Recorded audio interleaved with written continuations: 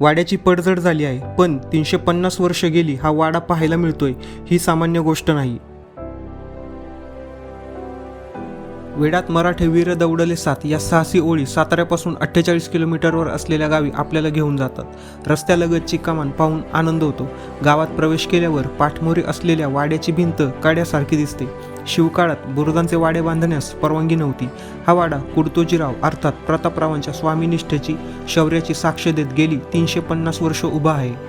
वाड्याची पडझड झाली आहे, पण 350 वर्ष गेली हा वाडा पाहायला मिळतोय ही सामान्य गोष्ट नाही. वाड्याचे दार आज शिल्लक नाही.